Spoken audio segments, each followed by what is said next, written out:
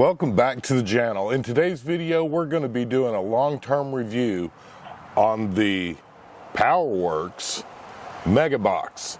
We're going to show you some things that have worked, some things that have failed, and a couple of things that we've made improvements on, and maybe it could help you save some money too. So let's get to the video.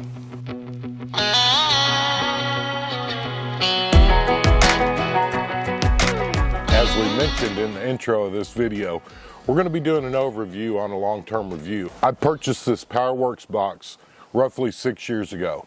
Over the last 6 years, I've been using it to power my Icom IC-705, whether I'm at home or camping off grid or at deer camp or at fishing camp. And then I also use this, if you go back and watch any of our camping videos over the last 5 years for certain, this box is always somewhere in the tent or the little DIY camper that we've made out of a utility trailer.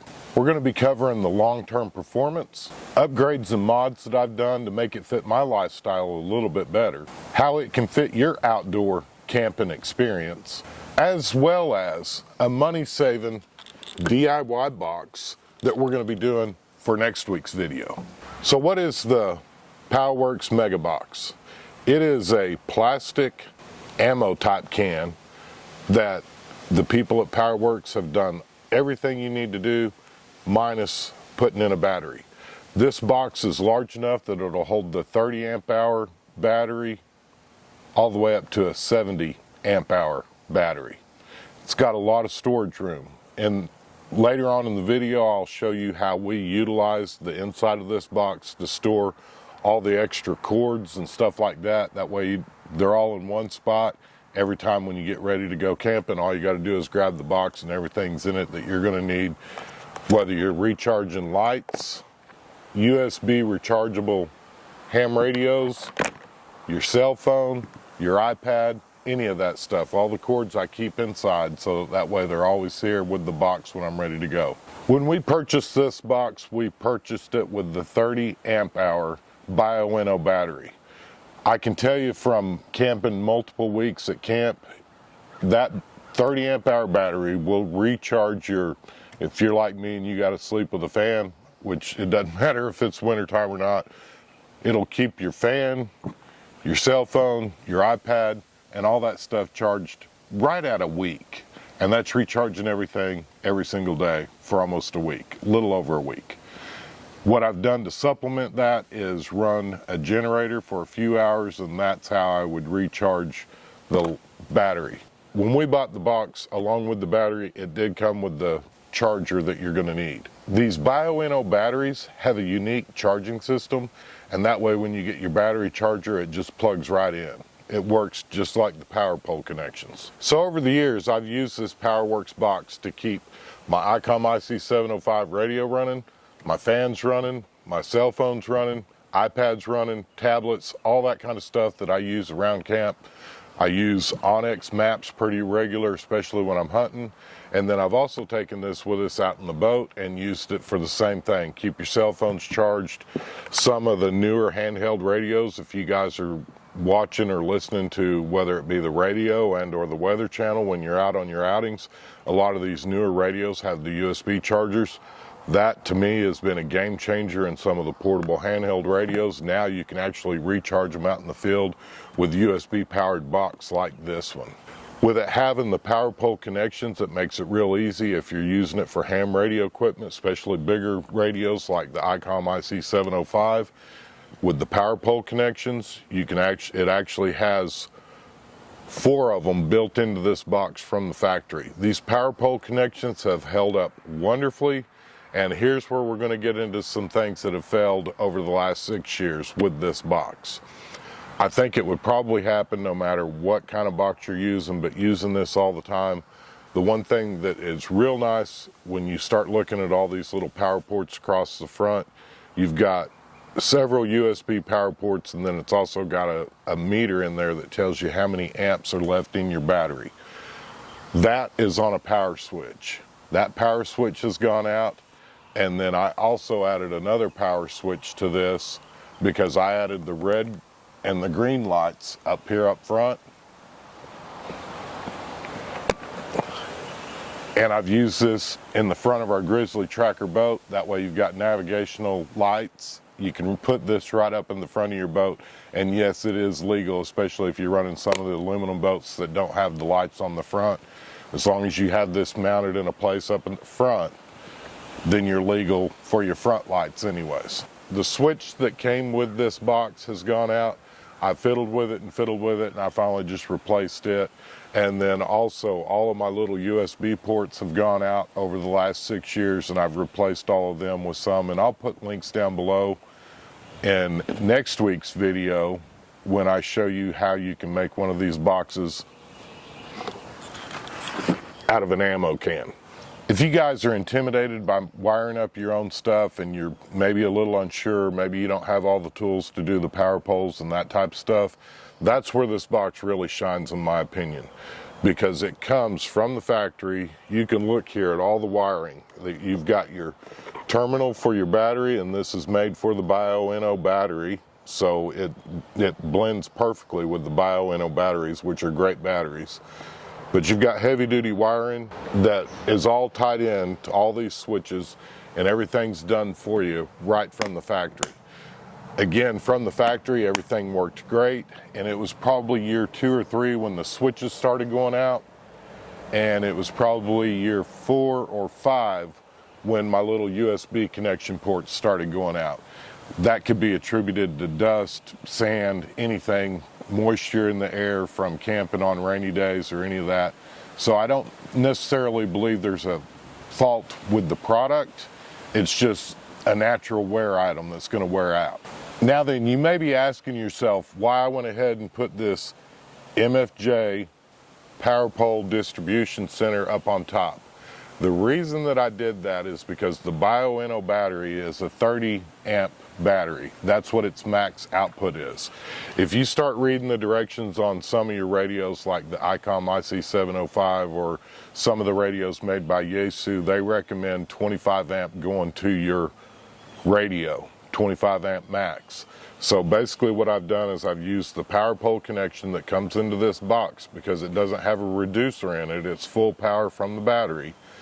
Put it over here, and it's got a master input of a 30 amp, and then what's going out to the radio is on a 25 amp fuse.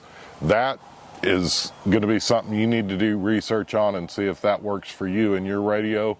But they also have smaller amps down here for like a 5 amp, 10 amp, or you could replace these with whatever works best for your radio, so that you have the peace of mind when you're plugging your radio in that it's not going to have too much amperage coming out of this battery, because like I say, it is a 30 amp hour battery with up to 30 amps output. That's why I put this MFJ distribution power pole box up on the top, is just to give me a little more peace of mind. These radios, if you guys have been pricing any of them, they're super expensive. This box, I'm not gonna lie, is on the high side. I want to say it was $179 when I bought it. I looked online again this morning before I got ready to do this review, and that's right where it is. It's still at $179. Could you, if you had the skill set, build a box like this for cheaper? Probably so. If you don't have the skill set, and that's why I said where this box really shines is if you're not comfortable doing all the wiring yourself, or maybe you don't have all the tools to actually really do a good crimp to make sure that everything's going to hold in there tight and nice. That's where this box shines. This is a plug and play box for somebody who's not super experienced with electronics.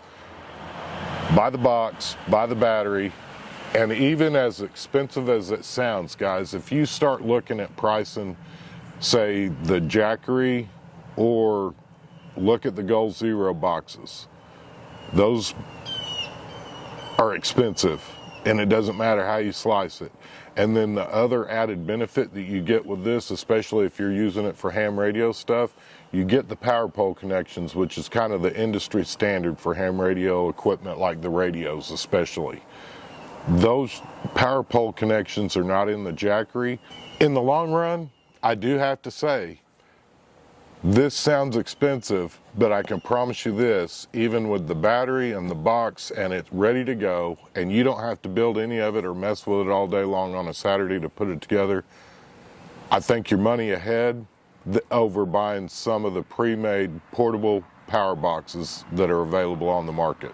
Also, when you're talking about long term, one of the great things about having a box like this, if you have one of the other pre-made boxes, and let's just go with Goal Zero or Jackery because they're probably two of the biggest sellers here in the United States.